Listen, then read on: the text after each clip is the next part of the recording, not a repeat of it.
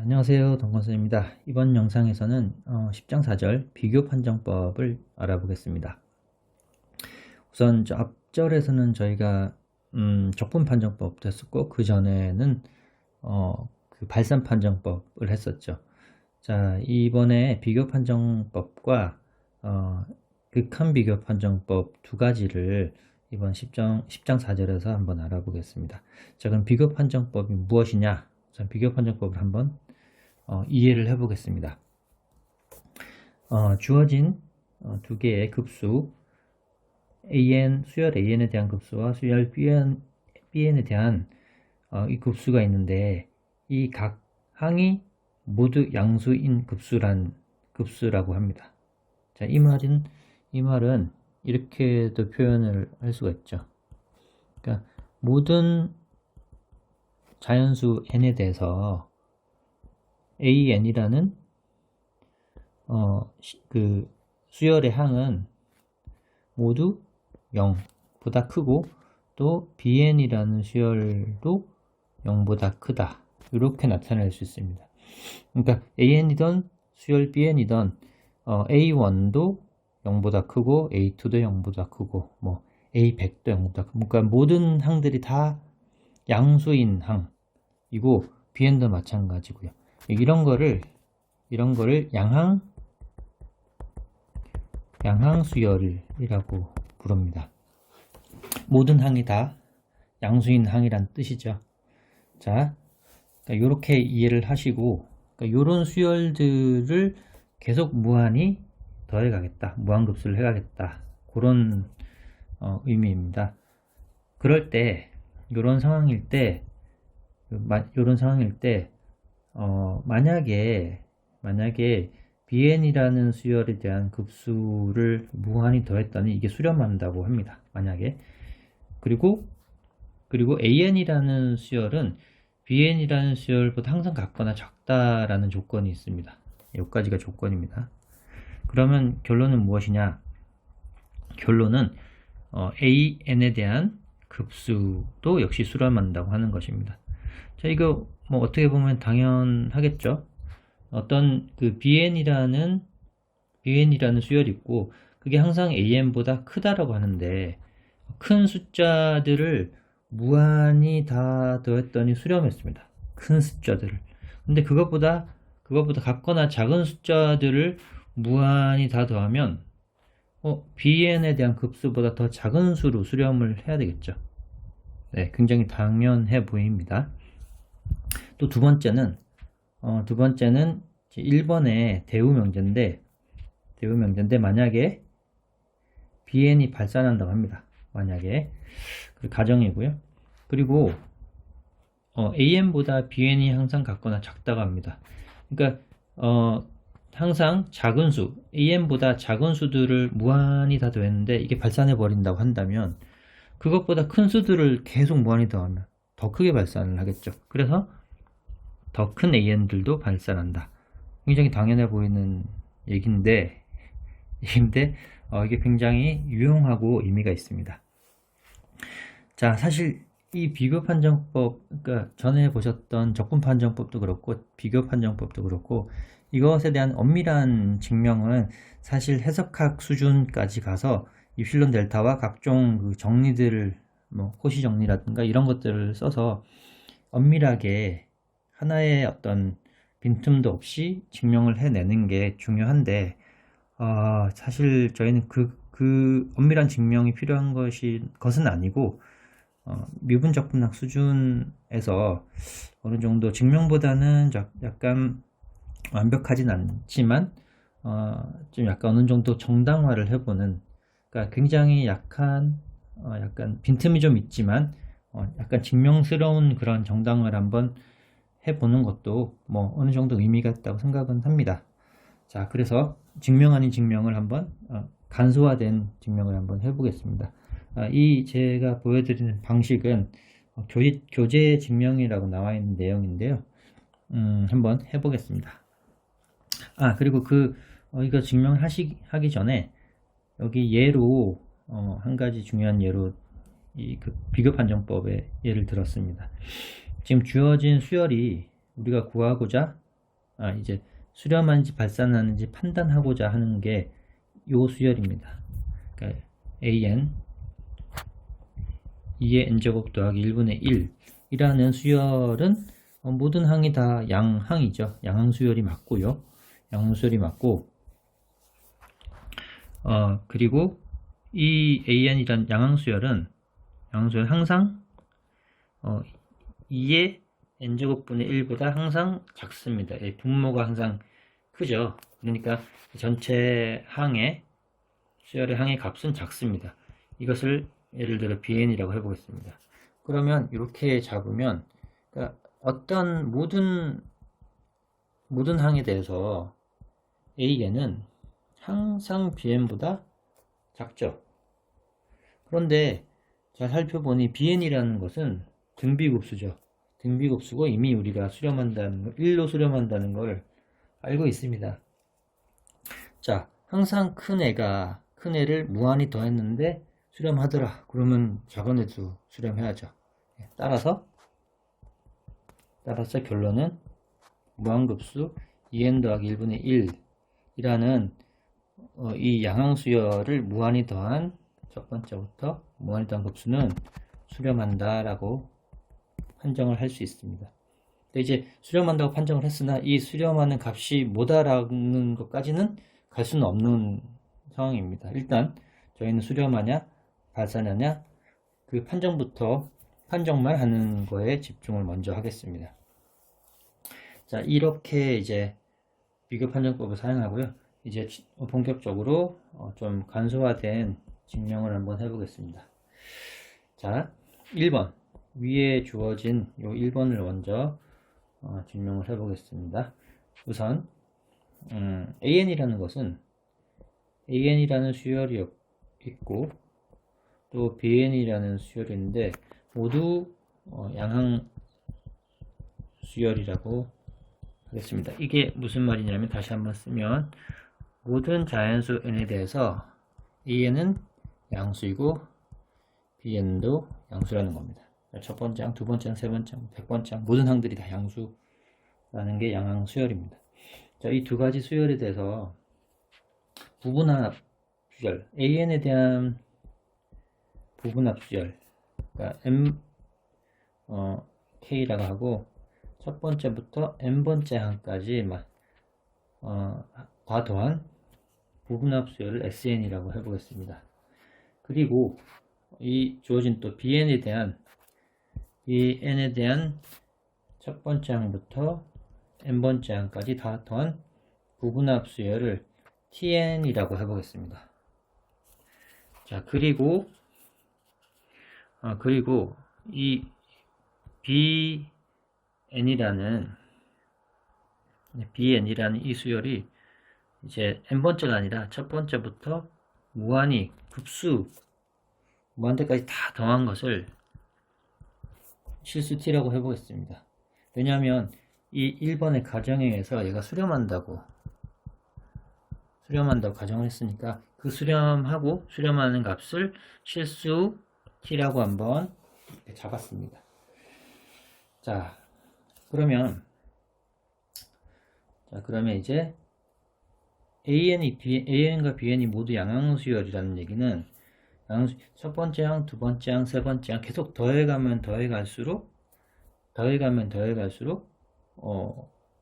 증가를 하죠. 그러니까 이 SN이라는 부분합 수열 그리고 TN이라는 부분합 수열 모두 증가 수열입니다. 그렇겠죠? 첫 번째 항까지 더한 것보다는 첫 번째, 두 번째 항까지 더한 게 조금은 더 크겠죠. 왜 양수를 계속 더해 가니까. 그래서 그럼 100번째 항은 더 커지겠죠. 아무튼 그래서 SN과 TN이라는 이 수열은 둘 다 증가 수열입니다.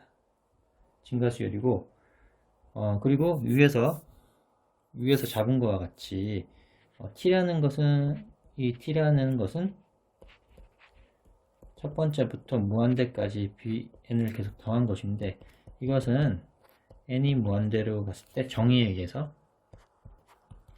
첫 번째부터 n번째까지 bn이라는 이 수열을 부분합을 해서 극한을 보낸 것이죠. 그러면 이렇게 쓸 수가 있겠네요. 요만큼은 tn이라는 수열이고 그것을 리미트 극한으로 보냈습니다. 자, 그러면 이 사실로부터 무엇을 알 수 있나요? tn이라는 것은 증가수열이라고 했죠. 그러니까 극한으로 n이 이제 항이 커지면 커질수록 극한으로 가면 갈수록 계속 커져 나가는데 이게 극한이 t라고 했으니까 t의 n이라는 것은 아무리 커져도 t보다 같거나 작을 수밖에 없죠. 네, 그러니까 이 n은 모든 자연수에서 tn이라는 이 수열은 그 증가수열이기 때문에 n이 커지면 커질수록 계속 이 tn은 커져 나가는데 그럼에도 불구하고 n이 무한대로 갈 때 t에 수렴한다는 얘기는 사실 이 모든 항이 t보다 커질 수는 없죠. 같거나 작을 수밖에 없습니다. 이게 증가수열이기 때문에 그렇습니다. 자, 그러한데 또 가정에 의해서 여기 an이 항상 bn보다 또한 모든 항에 대해서 an이 bn보다 작다고 되어 있죠. 그러면 이거로부터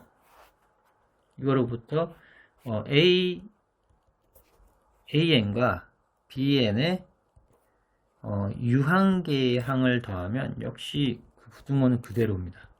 첫 번째부터 n번째까지. 이건 그냥 더하기죠. 그러니까 A1이 B1보다 작고 A2가 B2보다 작고 A3가 B3보다 작으니까 그런 작은 것들을 쭉 더하고 큰 것들을 쭉 더하면 이게 유한계를 더하기 때문에 이게 부등호가 여기 있는 부등호 방향에 그대로 이제 보존이 될 수밖에 없는 것이죠. 유한계를 더하기 때문에. 근데 조심해야 될 게 무한계를 더하면 이제 여기 n 대신에 무한대 기호가 들어가면 상황은 알 수 없습니다. 무한에서는 어떤 일이 벌어질지 모르기 때문에 우리가 확실히 아는 것은 유한계 n개를 더할 때는 요 부등호의 방향이 그대로 유지된다는 것은 당연히 알 수 있는 것이죠. 자명하죠. 자, 그래서 이거로부터 사실 좌변은 지금 SN이고요. 이 우변은 TN이죠. 근데 위에서 TN은 항상 T보다 같거나 작다고 했습니다. 언제? 모든 어떠한 자연수 N에 대해서도 항상 요게 만족한다고 위에서 됐죠. 자, 그러면 이 SN이라는 수열은 어떤 실수보다 작습니다. n이 어떤 자연수를 갖든 간에 1이건 간에 뭐 어떤 엄청 큰 수인 건 간에 아무튼 특정한 실수 t보다 작다는 얘기는 이 SN이라는 수열은 위로 유기하다. SN이라는 수열은 이제 증가수열인데 계속 커져 나갈 건데 위에 천장이 떡하니 버티고 있다는 거죠. t라는 값으로. 아무리 커져도 t보다 넘어갈 수 없다는 거죠. 그러니까 위로 유기하고 또 SN이라는 것은 증가수열이겠죠. 또한 증가수열입니다. 그러면 우리가 알고 있는 게 단조 수렴 정리 또는 수열 정리에 의해서 계속 증가하는 수열인데 위에 천장이 떡하니 버티고 있으면 수렴할 수밖에 없죠. 따라서 SN이라는 부분합 수열은 수렴한다. 이 말을 다르게 표현하면 SN이라는 부분합 수열은 수렴한다.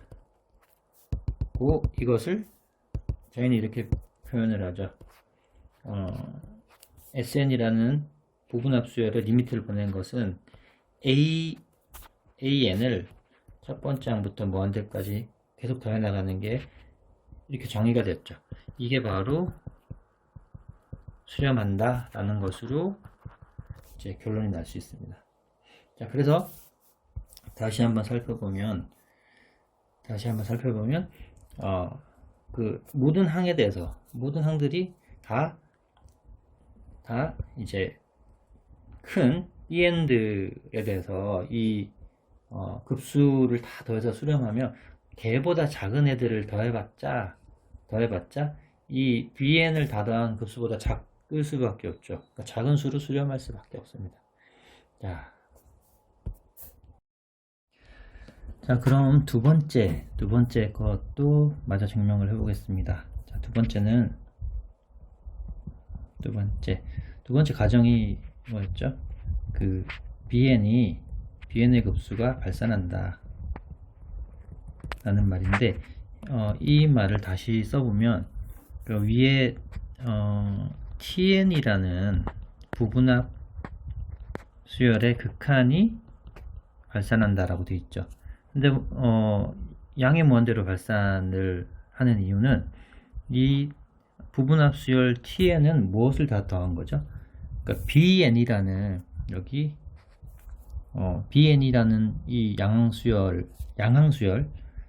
항이 다 양수인 것을 n개까지 모았으니까 당연히 TN도 양항수열입니다. 근데 그거를 극한으로 보냈으니 양의 무한대로 발산을 하는 거죠. 발산하더라도 양의 무한대로 발산을 해야 됩니다. 자, 그리고 또 한 가지 가정에 의해서 모든 자연수 n에 대해서, 그러니까 모든 항을 하나하나 다 비교해 봐도 AN이라는 것이 BN보다 항상 같거나 큽니다. 그러니까 A1도 B1보다 크고 A2도 B2보다 크고 A3도 B3보다 크고 항상 이게 만족을 하는 것이죠. 자, 그러면 이렇기 때문에 양쪽에 시그마를 씌워서 각각 수열에 대해서 n개씩을 더해 보겠습니다. n개씩을, 그러니까 AK, BK, AN, BN을 첫 번째부터 n개까지, 그러니까 유한계, 대소 관계가 확실한데 그것들에 대해서 유한계, n개만 딱 더하면 대소 관계가 유지가 되겠죠. 이거 자명하는 겁니다. 그죠? 자, 그러면 이거로부터 지금 TN이 무한대로 발산한다는 얘기는 무슨 말인가요? TN이